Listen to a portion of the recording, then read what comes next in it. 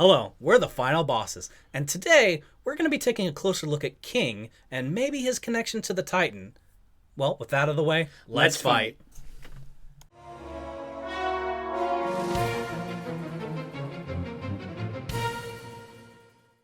King, the lovable dog demon thing that loves death, destruction, and cuddles. He often proudly claims that he is the king of demon and always wants to rule and lead, be it snot-nosed children or stuffed animals. So is King really king of the demons, or is he just a small demon with delusions of grandeur? Well, let's take a look at the evidence and see if we can figure it out. King mentions many times to whoever is listening that he is and was the king of demons, even to the aforementioned stuffed animals.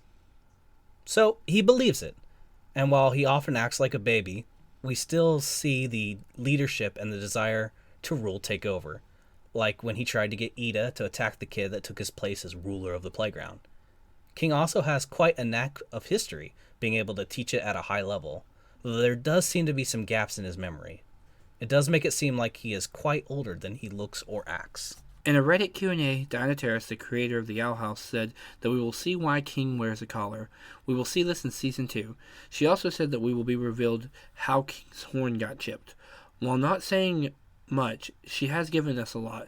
We know that both the chipped horn and the collar are important, and if we take what we already talked about, King, we can start to paint a more clear picture of who King is and was. So let's start with this. Diana said that Ida and Lilith are in their mid-40s, so Emperor Belos took power just before they were born, meaning that they would have no memories of the world before. They were the first generation without free magic. However, their parents would remember. Really, outside of Principal Bump, we don't see many characters who would remember the old ways. And Belos has done a great job with propaganda to make the rules seem good and the right thing. He's done a good job with censoring it. The other thing we don't really see is powerful demons. Now, they are out there, like the demon that created the illusions for Luce, but the powerful ones are few and far between. Even the Snaggleback, who King says is super powerful, is just a weak, pink ape turtle thing. So demons have lost a lot of their power and now are in a weakened form. This brings us to Belos versus the witches and demons. We think that there was a war between the forces of Belos and the witches, led by Azura, allied with the demons, led by King, for control over the Isles.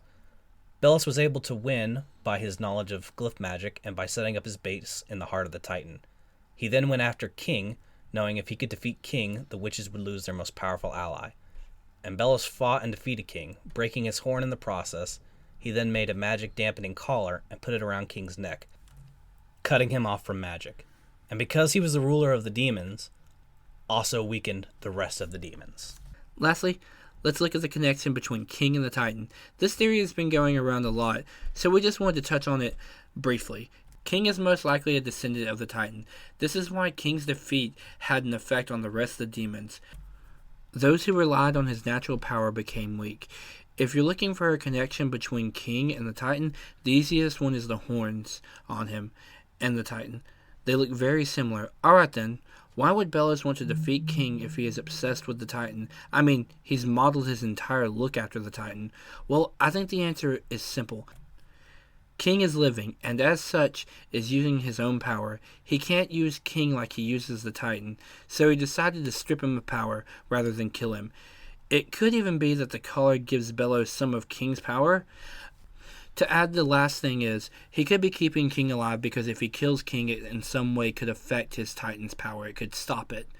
But I guess we'll just have to wait and see. Actually, I have a roommate. Who dares intrude upon I, the King of Demons!